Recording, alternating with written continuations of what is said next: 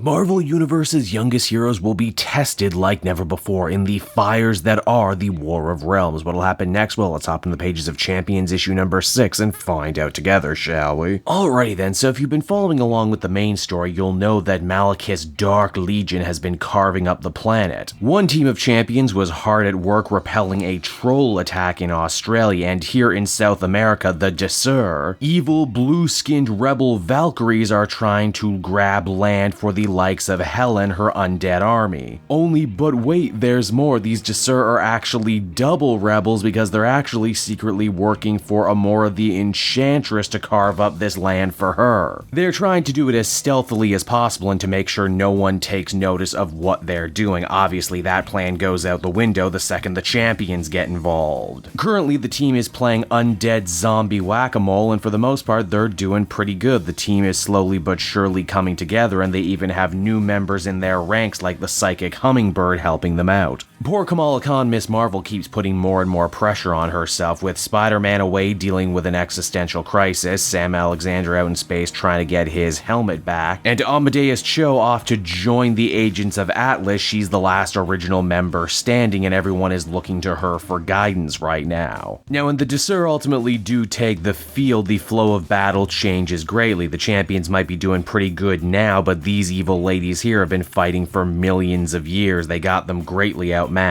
But as I said before, they don't actually want a loud, flashy fight that will draw a lot of attention to themselves, and because of that, they actually try and bribe the kids out of not fighting by saying, hey, you know what, if you just surrender now, that won't, shame you in battle, right? You kids care about shame, right? Silly former Valkyrie, you can't shame young people. They can only shame themselves as adults looking back on all their drunken Facebook posts and bad tattoos that they regret. Now, obviously, a Valkyrie in their original mission is all about defending the souls of the Norse dead and kind of watching over them as they go to the other side, and here it's where things get crazy. Kamala touches the Desir leader and in doing so sees a flash of her own horrible death from a few issues back, the one that Spider-Man made a deal with the devil to undo. Rightly so, this revelation rocks Miss Marvel to her very core, and it means that the other members of the team are going to have to pick up the slack while she deals with this. The real MVP of this fight actually ends up being Victor Alvarez, aka Mr. Power Man 2, a character who's been bounced around by like a dozen different teams and finds himself here on the champions now. Why is he so good in this fight against rogue Valkyries? Well, I'll tell ya.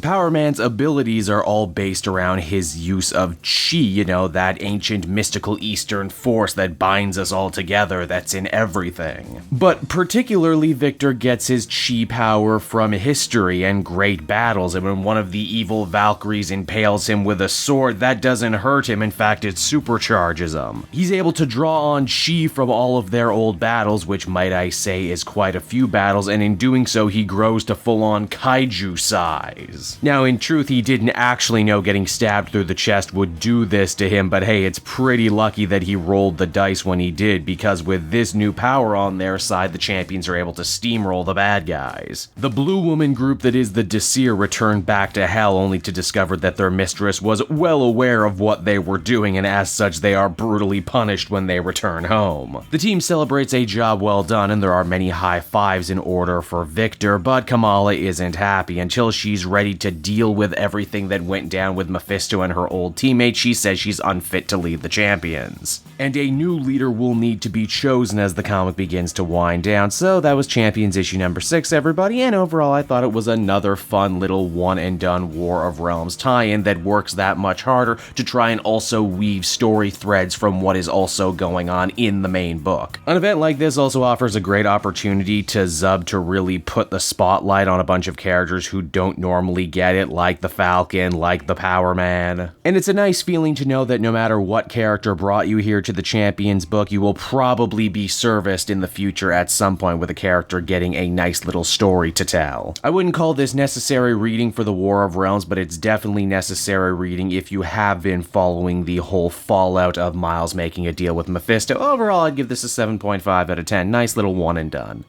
Hey there everyone, it's your old pal Cape Joel again, and I want to thank you so much for watching to the end of the video. I hope you enjoyed it, and if you did, why not take a closer look at some of these other videos I have available from the channel. Then you can follow me on Twitter and Facebook at Cape Joel, so you're always up to speed on what I'm doing next. And hey, if you're feeling in a supportive mood, why not check out the link down in the description for my Patreon page. Patrons get exclusive access to videos and content before anyone else, and you can do so for as little as $1 a month. That would be much appreciated. And until we meet again, everyone, this has been Cape Joel, and I will be making more comic content that smacks of greatness. Bye-bye, everyone.